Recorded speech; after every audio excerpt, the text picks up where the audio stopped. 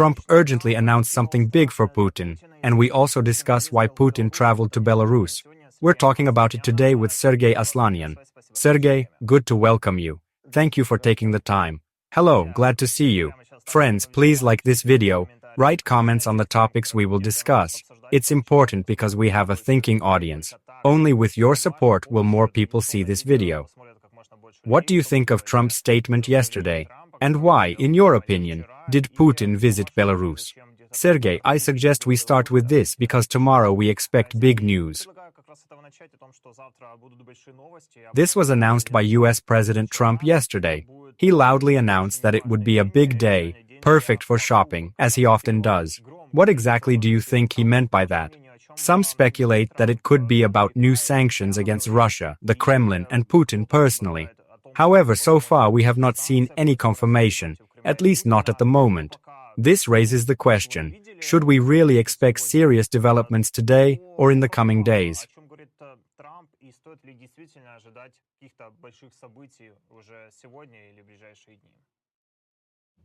Sunday's Trump is markedly different from Monday's, and if he makes it to Tuesday, he's a completely different person with new thoughts. You can see from his trip to The Hague, while he was flying, he had clear intentions to deal with NATO. However, as soon as he arrived, chatted, had a bite to eat, and did not seem to be too tired from the flight, he abruptly changed his rhetoric. He said he had his own cunning strategy, which he probably wouldn't demonstrate, since everyone turned out to be so nice. Initially, he was traveling with a clearly thought-out political line, preparing to voice a new balance of power to NATO. But then he thought, why? Everyone was so friendly, they gave food, sang and danced, and the atmosphere was relaxed. Even Martin Rutte, it seems, almost earned a symbolic slap on the wrist.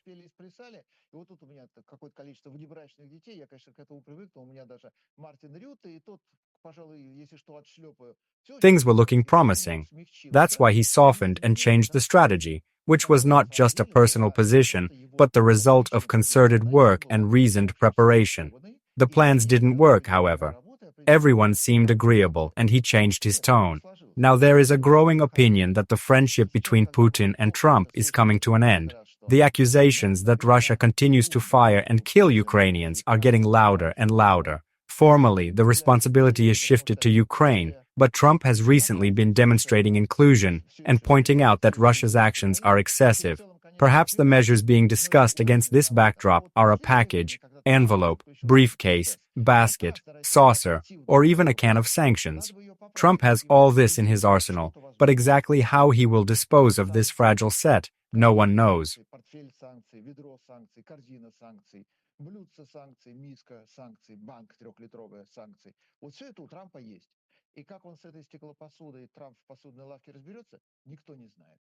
What exactly does he mean, and what is behind his words?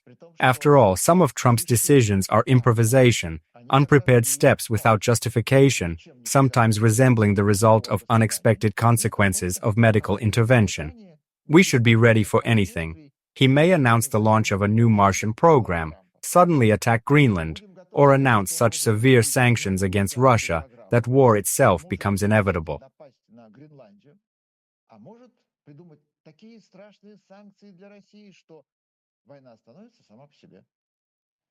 Friends, leave your opinions, comments, and impressions under this video. How do you perceive Trump's statements? We are really interested to read your thoughts. In the chat room, as usual, there is a poll going on. Will Trump reign on Putin? At this point, 40% think he will and 60% think he won't. That's our polling. I'm going to vote right now too. On sanctions, let's take a closer look. Senator Graham reported that Trump has endorsed new measures against Russia. I want to believe that they will be directed primarily against the Putin regime and the temporarily occupied territories. Information has appeared that Trump proposes to introduce a 500% duty against countries that trade with Russia. How do you assess such measures? Can we say that Trump's rhetoric towards Ukraine and Russia is really changing? Western media are actively writing about it. How correct is it to say that Trump is capable of economic pressure and then perhaps of tougher steps?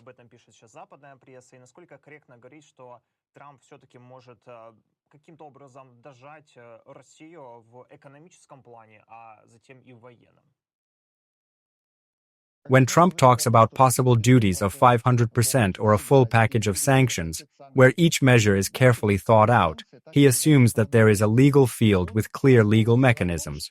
And then comes Great America, which, having considered the actual state of affairs, declares, this is not a normal situation. Russia is a country with a shadow economy. Taxes are not paid here. No one knows exactly where and for whom they work. Inside the country, everything is organized in such a way that only those who have lost and continue to pay remain in the legal field. The rest of the economy, business and capital is poorly visible and almost uncontrollable. Russia builds its relations with the outside world according to the same principle. In the international arena, it demonstrates formal ties, for example, with China, oil and gas supplies, resources, logistics. Everything looks like an official partnership, but the declarations hide a much more blurred and opaque structure.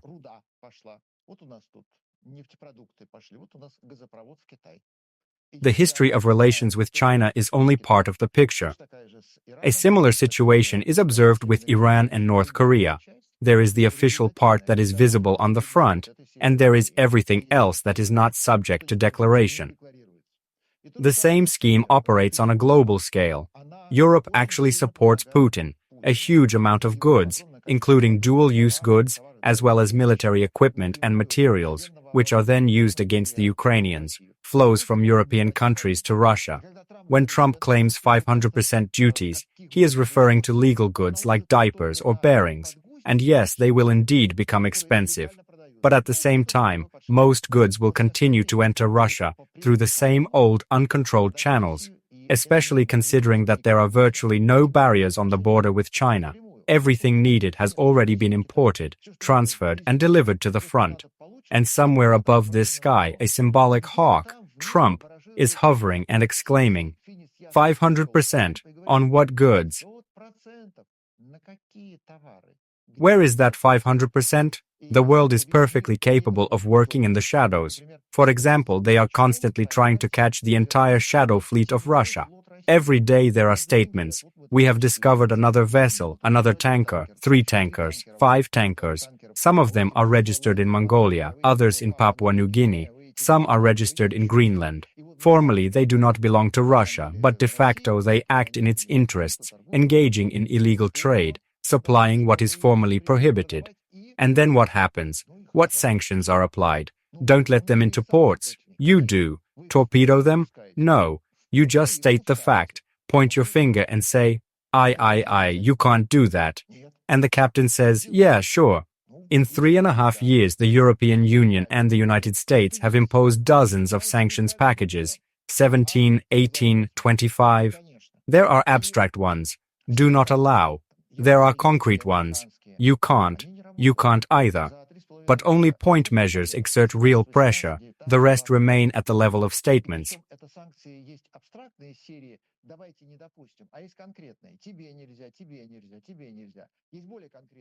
This is forbidden, that is forbidden, and this is also forbidden.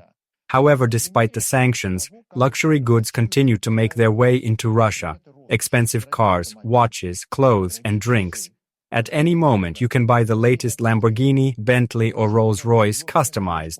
Want a Mercedes? Please. Like Adam Kadyrov, who recently flashed a new limited edition Geländewagen. Although Germany, like the United States, has declared a halt to trade with Russia, especially in the luxury goods segment, the exception is made only for humanitarian goods such as medicines. Therefore, when it is necessary to cure wounded soldiers of the Russian army, Western pharmacology is at the service. Otherwise, it would look inhumane. Nevertheless, Russia retains access to any goods. You want a Mercedes, you get a Mercedes, despite all the previous sanctions packages signed by Germany.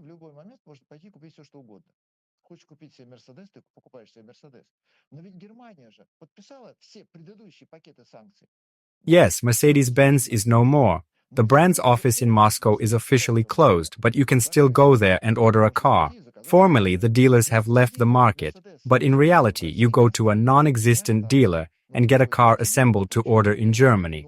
The plant in Esipovo near Moscow is stopped, production is frozen, but Mercedes 2025, allegedly produced at the same plant, appear on sale. When Trump talks about effectively targeting Russia and claims that sanctions will prevent it from going to war, he can't even stop the supply of cars, luxury brand accessories, or smartphones.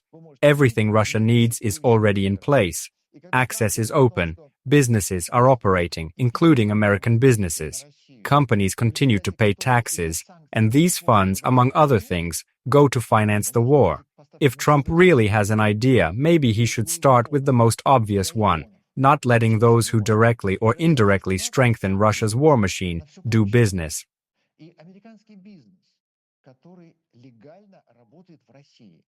Он продолжает легально работать в России и платить налоги. И на эти налоги от американского бизнеса Путин строит танки для того, чтобы убивать украинцев. И если у Трампа, у него созрела какая-то идея, а не заставить ли Россию, например, пойти, ну так уж и быть, на перемирие? You can.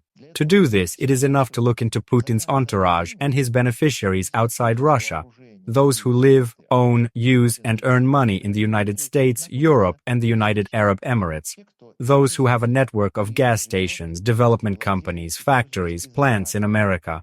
And here, Putin's daughter appears in the center of Paris. All Russians with red passports who escaped from the regime, in the eyes of the world, are collectively responsible for the war. Putin's daughter is not. She has a residence permit in France, a French diploma, an official job, and a salary. But she, unlike the others, is not responsible for her father. Expatriates have to bear the burden of someone else's power, and she is not concerned. If Trump really intends to restrain and defeat someone with a sanctions package, perhaps we should start with such persons. The address, if you wish, is not hard to find. Она получает зарплату во Франции. Но она же не отвечает за папу. Вот, например, мы отвечаем, иммигранты, за этого чужого папу, а дочка Путина за него не отвечает. И если у Трампа есть какой-то пакет санкций, и он хочет с кем-то как-то побороться и кого-то как-то победить, то вот если надо, адресок дочки Путина можно взять. Start with publicly available information. Putin's daughter, Medvedev's son, and then the rest of the elite. That's when sanctions will become real leverage. It might make Putin act more cautiously, maybe even pause the killing of Ukrainians, at least until his loved ones are left alone. Until then, it's all just loud numbers.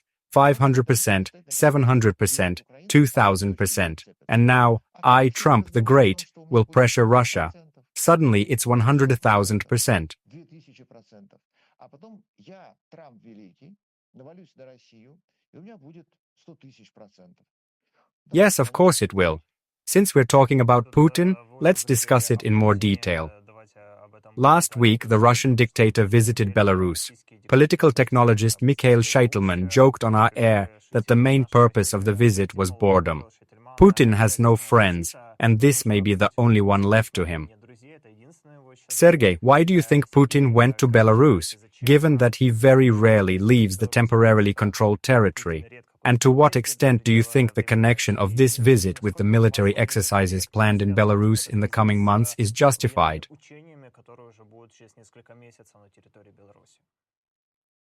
Belarus is so controlled, and Lukashenko is so much his own man that it is impossible to miss him.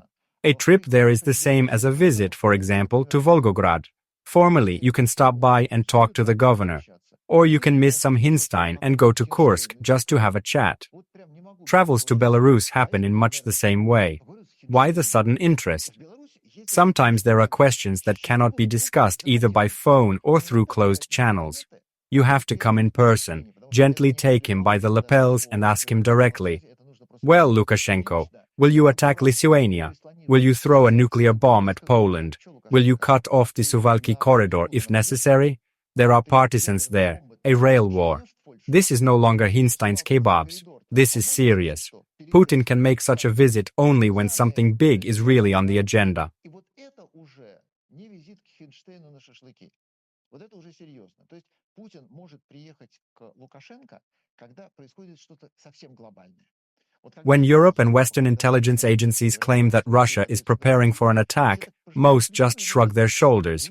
He doesn't seem to have any people. There are indeed fewer people, but there are more and more drones. Where once 5,000 tanks were needed for war, now 5,000 drones are enough. and the result will be no less devastating. It turns out that Russia produces far more drones than it uses on the front lines to strike Ukraine. The rest goes into hoarding. Why? Recent attacks, including today's, demonstrate the scale. The power is still enormous. However, this is only part of the arsenal. Everything else is postponed. Latvia, Lithuania, Estonia, Finland are closely watching this future theater of war and have serious concerns.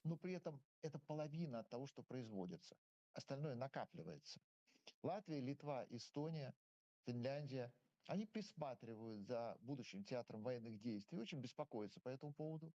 It's a good time to stop by Lukashenko's office and clarify. Everything is the same, isn't it? Poland has reacted for the first time in 3.5 years.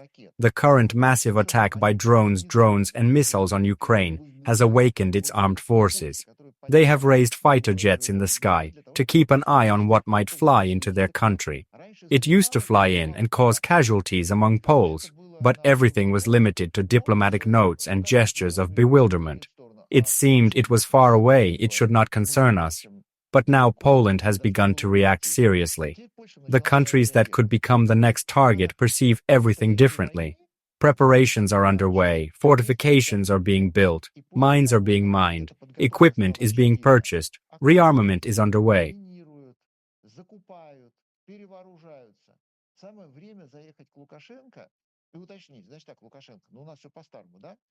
I call you and tell you that there's a cloudless sky over all of Spain. And it begins. Here tanks, here drones, here missiles, here a strike on the flanks and the withdrawal of groups from Kaliningrad. Here the troops will go here and there, vacationing miners who bought uniforms and equipment at the nearest military store. The regular army will move from here. But is everything really coordinated? With Lukashenko, every deal vanishes the moment you turn the corner. That's why we have to return repeatedly, ask the same question. Did we agree? And hear the same answer. Of course. The more often we check, the sooner the skies over Spain will truly clear.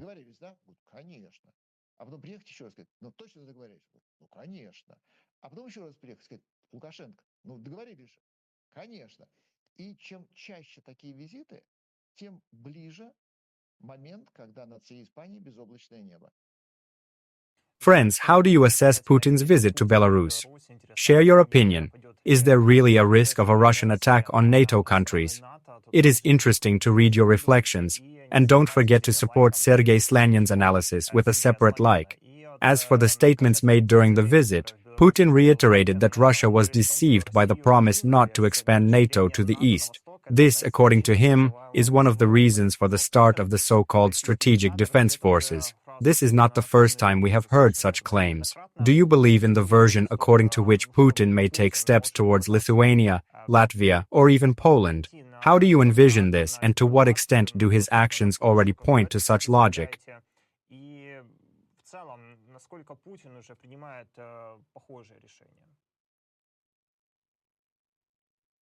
In Latvia, Lithuania, and Estonia, the inevitability of war is accepted as a fact. Only the timing remains to be discussed. The question is not whether there will be a conflict, but when exactly, when forces and resources accumulate, or when the moment is opportune. For example, if Trump is temporarily incapacitated by a random incident, or if something unpredictable happens, like an accident with a Chinese ship carrying nuclear cars, leading to panic and chaos. At that point, Russian tanks could suddenly appear. The region lives with a clear awareness of the threat and is actively preparing.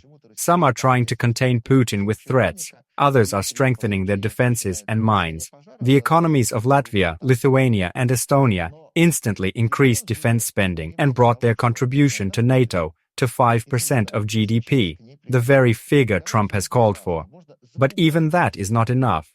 Everyone is well aware of this, and new coalitions, alliances, and collective security initiatives continue to form in the region.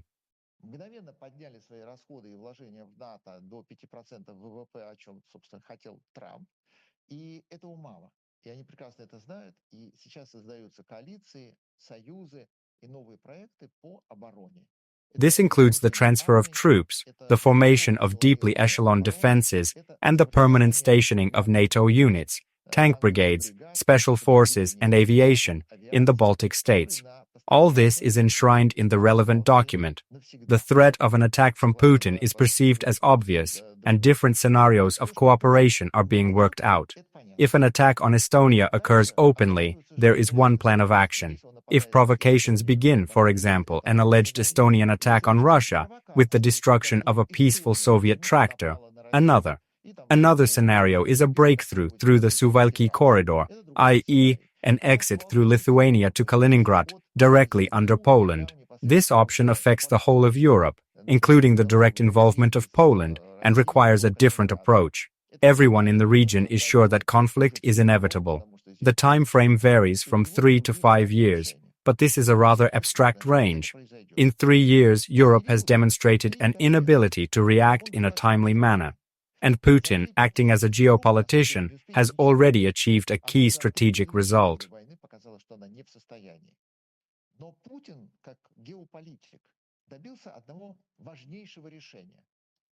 Now NATO has really woken up.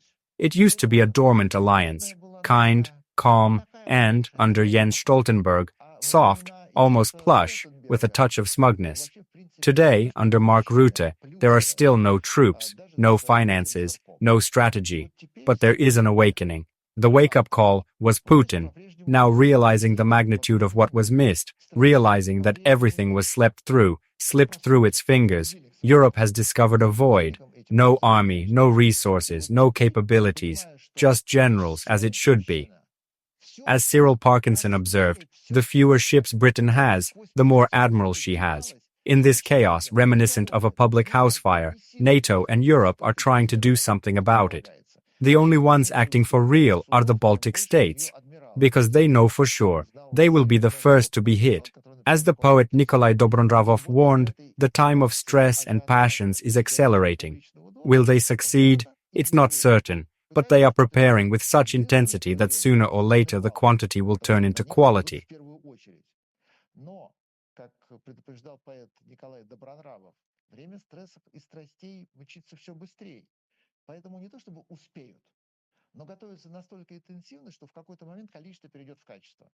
When the Baltic states scrambled in panic to solve the problem, they had a chance to succeed. They are completely different people. It is difficult to understand their thinking through the prism of Russian or Slavic mentality.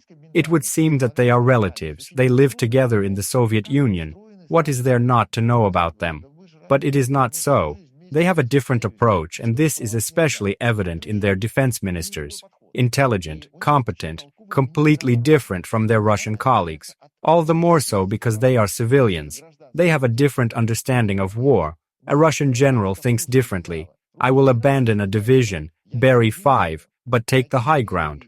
For him, the goal justifies any losses. If we are told to take the Reichstag, we will take it, even if it takes 4 years and at the cost of millions of lives. But the Baltic defense ministers have a different mindset. The point is not in sacrifices, but in efficiency and preservation of life.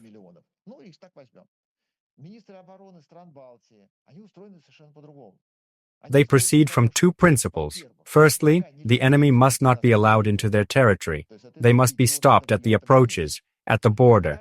Secondly, the main thing is not to lose a single citizen. To save everyone, Latvians, Lithuanians, Estonians, Finns, Swedes, Poles. This is their value system. Hence the search for such solutions, methods, technologies that will provide maximum protection, because people are their only resource. Unlike Russia, where it is possible to buy fighters abroad or simply mobilize them from a huge demographic mass, the Baltic states have a limited number of fighters, less than 3 million for each nation.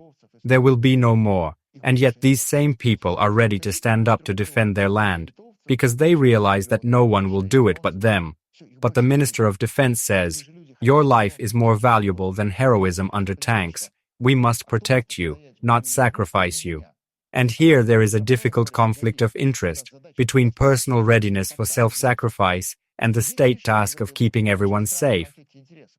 Yes, a solution has been found. It has already been ratified, is being implemented, and is becoming part of the defense doctrine. When the militia is being trained in Russia, children and the elderly are involved, teaching elementary techniques, how to entrench, throw grenades, shoot, bayonet, and hit tanks.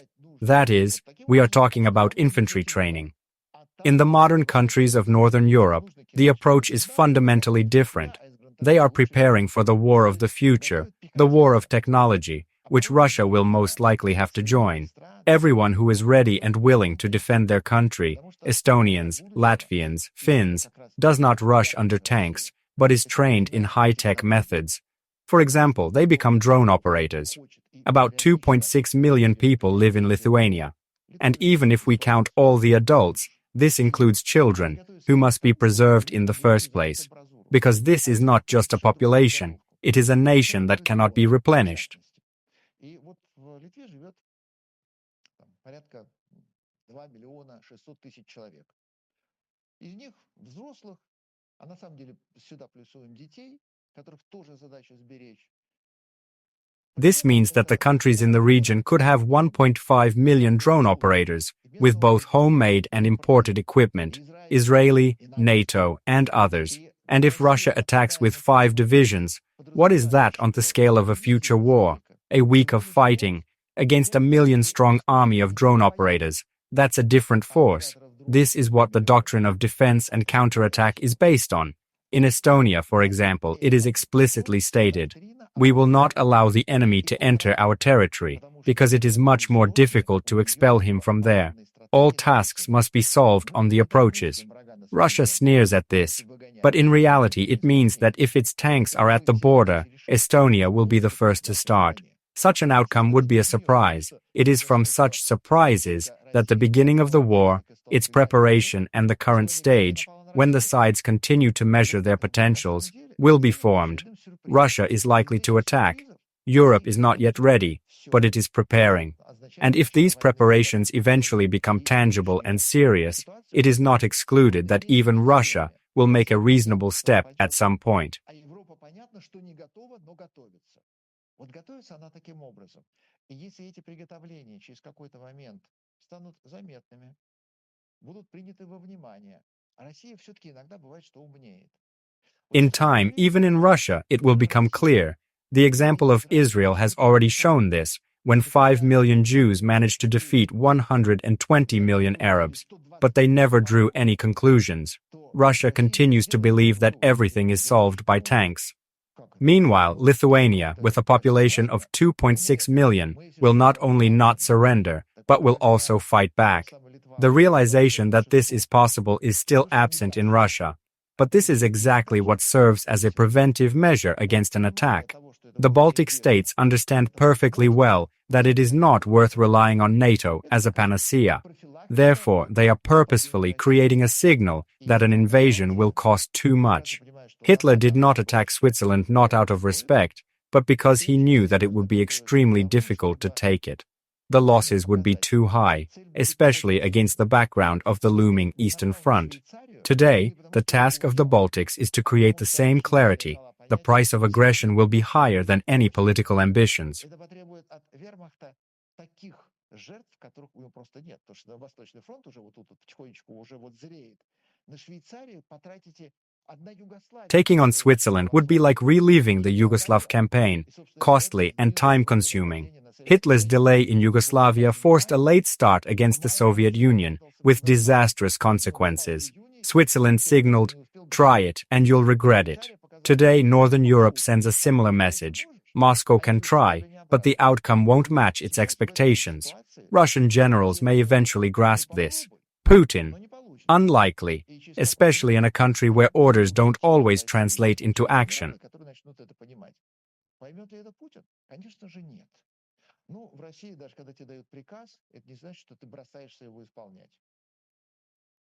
Sergei, to confirm your words, I recall a recent statement by the Lithuanian president. He noted that the war in Ukraine is unlikely to end in the next 3 years. This could mean that Lithuania allows for the possibility of further Russian aggression, including a threat to its territory. That is exactly what you are talking about. I wonder how our audience looks at this, whether Russia will allow an attack on Lithuania, Latvia, Estonia, that is NATO member states. Share your opinion. Write where you are watching us from, cities, countries, your view. And in the context of the Lithuanian president's statement, I would like to know your opinion. If Putin decides to aggression against NATO countries, what could be the reaction of the international community, and Trump in particular? We are already seeing a possible change in his rhetoric towards Putin. At least some signals point to this. How do you think Trump will react, and is the world ready to respond to such a scenario?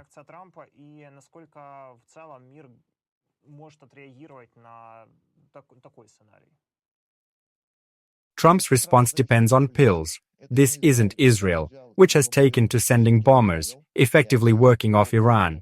When Trump comes out of his medically induced coma, he'll probably make a phone call and say something like, "I'm great, grand, fantastic call. It was extremely successful." And then it's on to the situation and the next pill. Europe will do nothing. As usual, it will limit itself to a note, an expression of solidarity, a pat on the shoulder and say, "Baltic states, we are with you." Only those who are directly affected by the disaster will really react. If, for example, the Suwalka corridor is hit and Lithuania suffers, Latvia and Estonia will instantly go on alert. Finland and Sweden will join in, and it will become a regional operation against the background of European surprise, gestures of sympathy and wailing. Europe is effectively incapacitated. Germany has no army. Neither does Britain.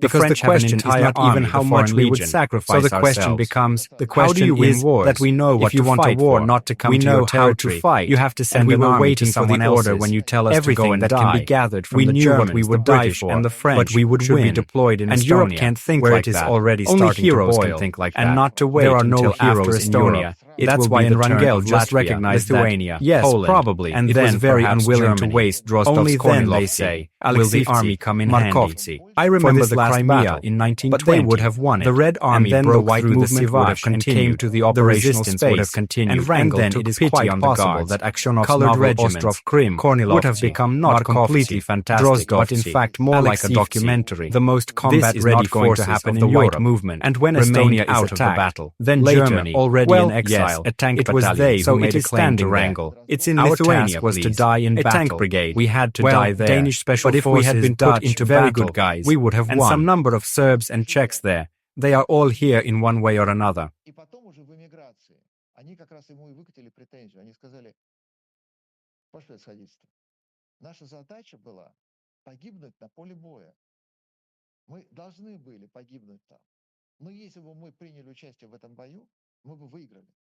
The question is not even how much we were ready to sacrifice ourselves. The important thing is that we knew what we were fighting for, knew how to do it, and waited for the order. Go and die. We understood the price of this sacrifice, but we also knew that we could have won. Europe can't think like that. That's the view of the heroes who aren't there. That's why Wrangel later recognized, perhaps we should have thrown the Drozdovci, Kornilovci, Alexeyevci, and Markovci into battle, despite not wanting to lose the best. They would have won. The white movement could have continued, and Aksyonov's novel, The Island of Crimea, would not be fiction, but rather a historical scenario. That won't happen in Europe. And when the attack on Estonia begins, Germany will say, "We already have a tank battalion in Lithuania. Here it is. The tank brigade is also there. Danish special forces, Dutch, excellent fighters. A few Serbs, Czechs. All of them are already here, one way or another."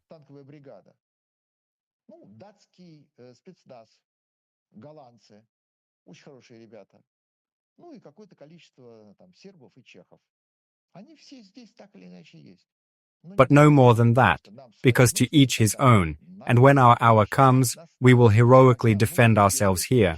And all this, in the end, leads to one thing: losing. The losers are those who, instead of ordering their guards to fight, hope that they will still be useful, and then the moment is lost and the decisive role cannot be played. It should have been played then and there, not then and not here. In this regard, I would like to discuss the outcome of the meeting between Trump and Zelensky, which took place last week on the margins of the NATO summit. Recall, Trump earlier said that he could end the war in 2 to 4 hours, and later clarified that it was irony. How do you think? How productive was the meeting of the two leaders? The absence of scandal can already be considered an achievement. And in general, How noticeable is the change in Trump's rhetoric towards Ukraine? Is it happening? And if so, in what direction?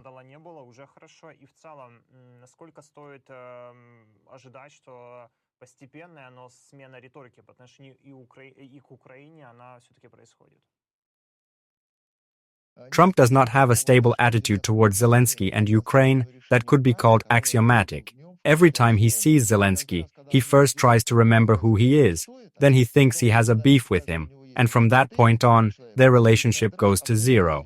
This time the meeting was quite different in effect, not like the visit to the Vatican, which was unexpected but extremely successful. Now that America and Ukraine have met again, Trump came to The Hague solely to be pandered to, and everyone understood this perfectly well. Iran's problem, by the way, is largely rhetorical.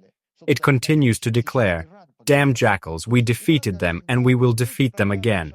And that's no way to talk. All the others, who also consider them jackals, behave differently. "Oh, what a gentle wolf you are! What a kind dog! What a fragrance you smell!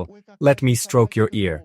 Why did you eat, Grandma? What teeth you have! What eyes you have! What wonderful ears you have!" А что это, ты, кажется, бабушку съел? Ой, какие у тебя милые зубки, какие у тебя большие глазки, какие у тебя хорошие ушки. Anyone who behaves differently with Trump is automatically shrink-wrapped, ducked, and discounted. Zelensky understood this perfectly well, so when Trump was asked what the conversation was about, he joked, "About the weather. How's it going?" "How are you doing, Zelensky? Garden, flowers, geraniums." "Well, hello to my wife. Don't tell mine, though. I know you." And that's the end of it. The main thing is that there was no outbreak of irritation.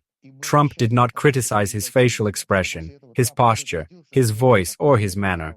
And that's already a good thing. Thank you for avoiding negativity.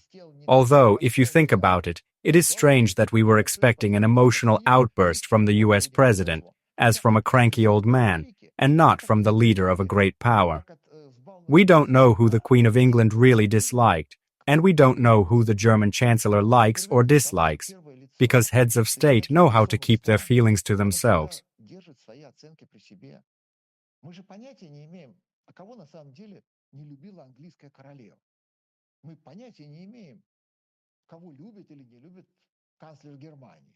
We don't know who the President of France prefers or how any German Chancellor feels personally. Such issues are not made public. But in the case of Trump, it's different. The whole planet watches every day who he approves of, who he condemns, who he insults. This is perceived as abnormal behavior, hard to accept. It is important to realize that US policies are not always the same as Trump's. Sometimes they overlap, but often they diverge dramatically, as was the case at the beginning of the current conflict between Israel and Iran. Trump then acted as a character without authority, promising signatures, negotiations, aid, while the planes were already in the air. Only later did he try to lead the process when it became clear the operation was already underway. These divergences underscore that there is no single strategy. We are no longer following the actions of the state, but rather the next emotion, outburst, or remark of Trump, as if the individual were more important than the institution.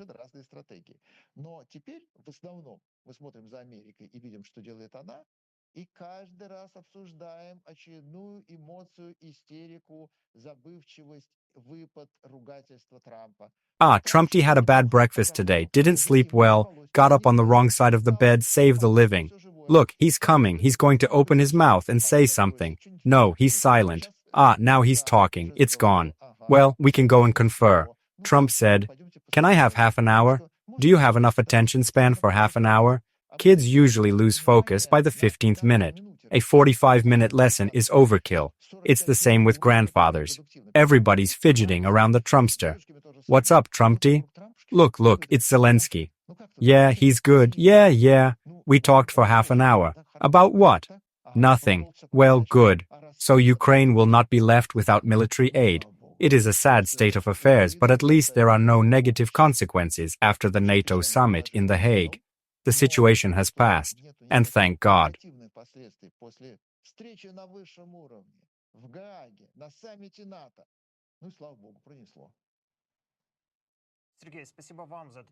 Thank you, Sergei, for the conversation, analysis, and clear stance.